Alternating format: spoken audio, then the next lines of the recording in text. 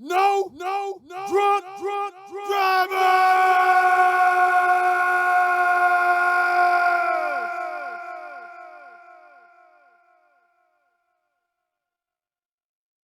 No drunk drivers. How to identify a dirtbag part 3. This one is going to be more focused on sexual assault, sexual misconduct, these type of behaviors. Unfortunately, this stuff goes on more than what people think. Maybe not, but I know it just goes on a lot. Just throughout the years, you talk to a number of women or just met a number of women and you ask them about that, I guarantee you that either they have been affected by that personally or they know someone personally that have been affected by it. You don't have to go too far to know someone who has been affected by sexual misconduct. So this is why I'm doing this video. So let's get into some of the traits that I think that these dirtbags utilize in order for the sexual misconduct to occur, right? So let's get into it. First one is touchy-feely. Now, before I get off into it, this video, it's harder to make because I'm not able to pick the brain or I'm not that close to someone who has been doing these things, that you're aware that they're doing it and you're still rocking with them. That's what I mean by that. And so I'm just going off of, hey, if I was someone who wanted to engage in that behavior, how would I do it? And you're just using logic. So you have to have masking traits with anything. If you're trying to be deviant in whatever way, you gotta mask it. It's no different than any type of criminal activity. You wanna mask it, you wanna hide it so that you can try to accomplish whatever you're trying to accomplish. So this is no different than that. People trying to rob someone, they wanna be hidden. They wanna sneak surprise or whatever. They hide their face. They don't wanna be seen. So it's the same thing. So you have to have these masking traits. So let's get off into it. Number one, greetings. I talked about this, how it goes on in the workplace. And this sexual misconduct or sexual assault or however you want to label it, it happens with unfortunately, against young children and also adults. So yeah, these greetings. Hugs and kisses. I'll give you some examples of it. And I'm not saying people who do this, that they are someone who's engaging in these sexual misconduct behavior. But once again, I'm just thinking with logic. If I wanted to get away with these things, this is how you would probably, you can do it this way because you're masking it behind a greeting. So hugs, frontal hugs. Think about it. You're hugging and chest to chest contact, chest to breast contact. Excuse me. You're feeling on, hey, it's all, supposed to be all good with the greeting. Hey, how you doing? But at the same time, hey, if somebody's too close, red flags should go up. Me personally, I do side hugs. Or if it's a hug, I make sure that there's that distance between myself and the person that I'm hugging, especially and I'm more focused on man to woman interaction, right? So yeah, I do side hugs. Like with my nieces, I've always did the side hug. I do that to show them by example. Yo, it's not cool for someone who, especially if you don't know them that well or whatever, for a man to be all up on y'all like this. Some dudes they do that, and I'm like, yo, what you doing? In my head, that's what I'm thinking. Like, do you really know this person that well? Is it that serious? Is it that serious, right? So I do side hugs for that manner. And as a man who conducts himself a certain way, that shouldn't make I don't know, it just makes me uncomfortable to try to chest the breast and all that stuff. You should always be aware of that. You should always be aware of that. So yeah, those hugs, be mindful. You could be a dirtbag in disguise. Same thing with the kisses. Some people do the kisses or whatever. Once again, if people greet in that manner, cool. I'm not saying that you are a dirtbag. I'm just trying to identify some masking traits. Remember, these dirtbags, they thinking differently. They trying to get their rocks off and without being caught. So if you're gonna do it, you can hide behind a greeting. Some people do the kisses. Me personally, like I said, nah, I don't fly too well. Especially, you know, hey, you rocking, you got your partner, and you see another guy hugging and kissing on him. Honestly, that's gonna make me feel a certain way to where I'm gonna step in.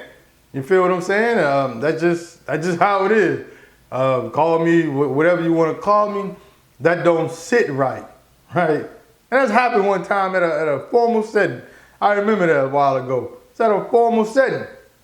Dude was I don't know. It just got bad. I always had bad vibes, and you know, I didn't want to turn up at the formal setting. But I did send a message that I don't know if that message was relayed, but it's someone who we knew, mutual friend. Like, yo, you might want to tell homeboy to chill out, man. I see what he's doing. It ain't happening on my watch. He do it again, it's gonna be on and popping, right? I did that. So, but that's just how I get down, though. That's just how I get down. Remind you, videos about identifying dirtbags, sexual misconduct. In order for these dirtbags to, you know, you want to make them uncomfortable. So if they feel they can get away with it on your watch or anybody else's watch, that's what they do.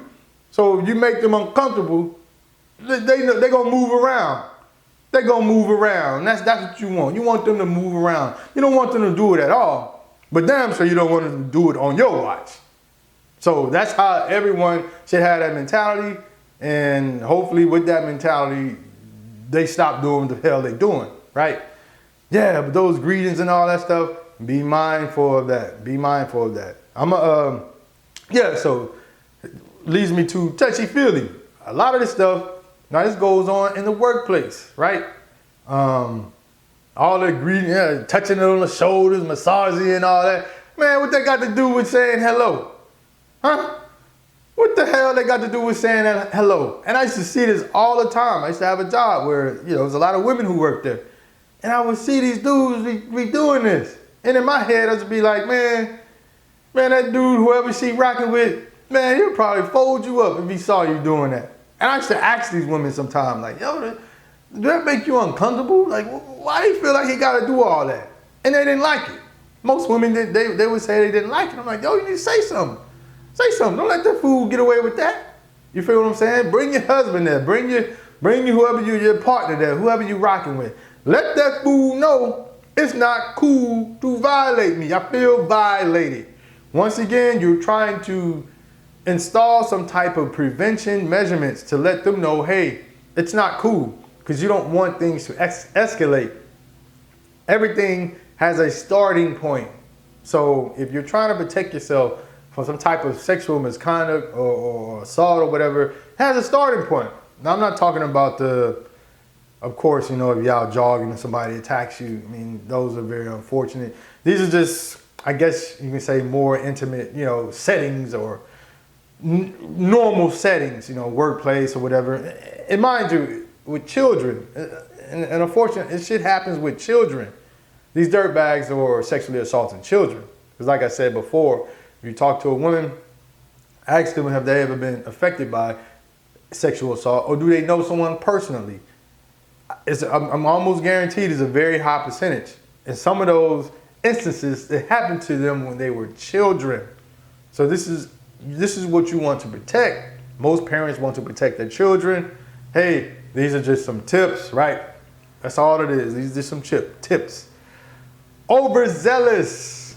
And you always hear about the story of, you know, the guy, dirtbag, trying to lure the child away with candy, and, you know, they're being too liberal. They want to be too liberal. They're doing that to earn trust, right? So yeah, they do the candy. You hear the stories with all that stuff. maybe pricey gifts or something to win over that trust. Maybe they want to be too generous, or yeah, you can have the party at my house, or whatever that is. I don't know. Something that's somewhat out of the ordinary, or something as an adult that may make you feel uncomfortable. Be mindful of that. You could have a dirtbag predator on your hands, or you know. So hey, prevention measurement. This is what this is all about, right? Another thing, all these things that I listed, ultimately what the dirtbag wants is to get that alone time. Be mindful of who your children are being alone with, especially, you know, like a 6-year-old, 7-year, 8-year-old, a child that's not aware of what's appropriate or inappropriate, or could be physically taken advantage of. I'm not saying, you know, a 16, 17-year-old, you know, that's a lot differently. But especially with children, they're more vulnerable to these types of attacks. So if you don't agree with anything that I'm saying, that alone time is critical, very critical. Because I guarantee you, if you talk to someone who has been affected by sexual assault, 9 times out of 10, it happened when they were alone.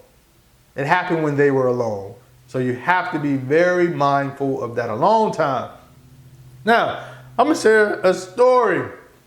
There were two guys that I knew, right? 2 guys, and they didn't even know each other. But yet, they both got charged with sexual, I guess, misconduct type of crime, sexual assault. I don't even know the name of the charge, but I know it was sexual something, I don't know. But yeah, it's 2 guys that I knew, right? And they both did the same thing. These 2 guys didn't even know each other. They didn't even know each other, but yet they both got charged with sexual stuff, sexual crimes, and they both did the same thing as far as out in a public setting that I saw.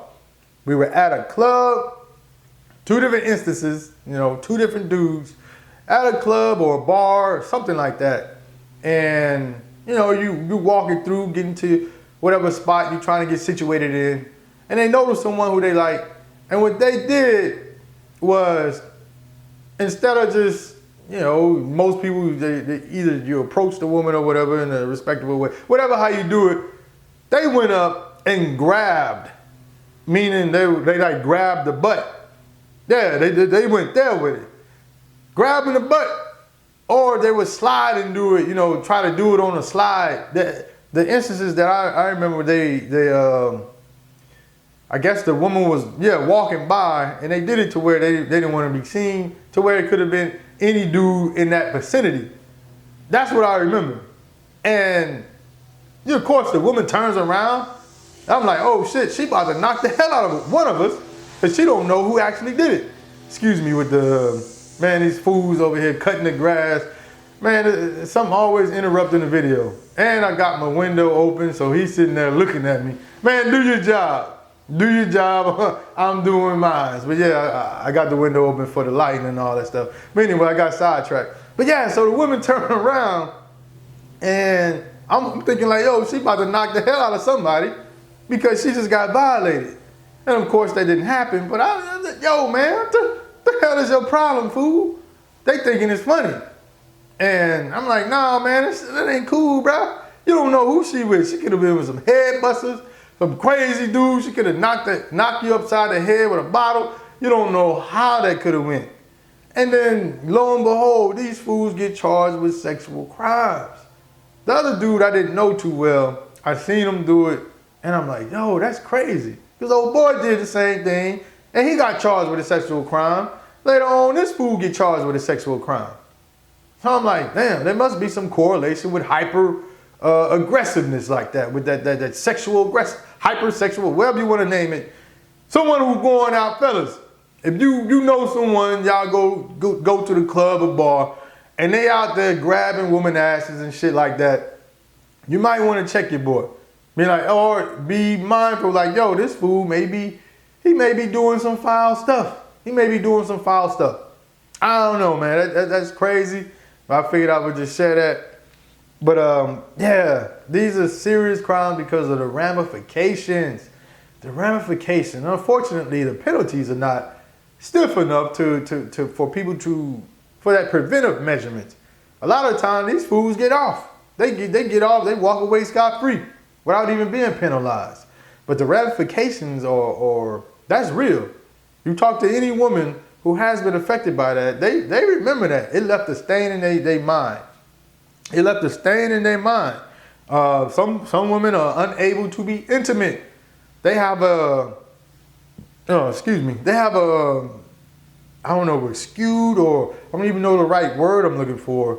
But in terms of intimacy, they're reluctant to do that with their partner because it brings them back to those moments. So yeah, man, that's I look at that as someone as being traumatized.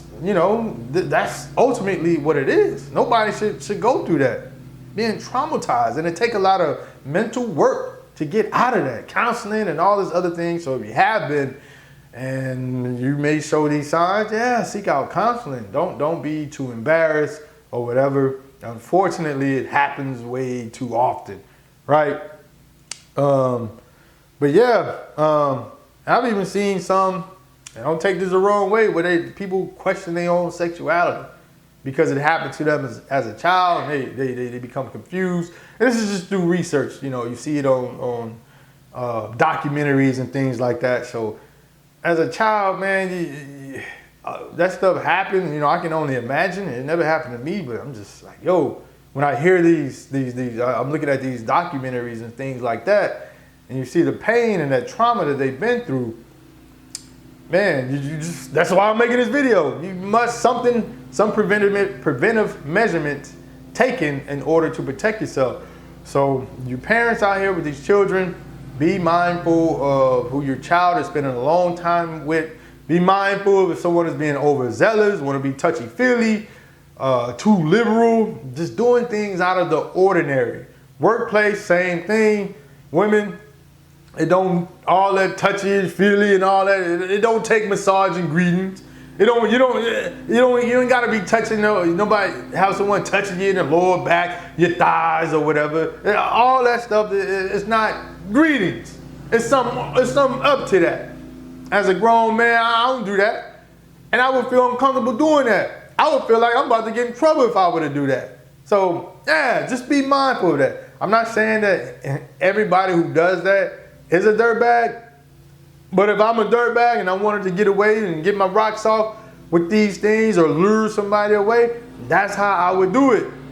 Man, these lawnmowers are loud. I hope these fools get out my, be like that old man, get out my lawn. Get out my lawn. But anyway, hopefully the noise is not too loud. And that's what this is about. Yeah, the sexual misconduct, whatever. And like I said, I'm gonna keep going with this dirtbag movement. So the next video on dirtbags is going to be part 4. And it's going to be more of a question. Is a cheater a dirtbag? Oh yeah, we about to get off into it. Is a cheater a dirtbag? Yeah, we're going to get off into it. Because remember, I haven't said nothing about cheating. I've labeled a lot of things, right? But I haven't said nothing about cheating. And there's a reason why. And we're going to get off into that, to how to identify a dirtbag. Part 4 is cheating a dirtbag trait. Till next time, peace.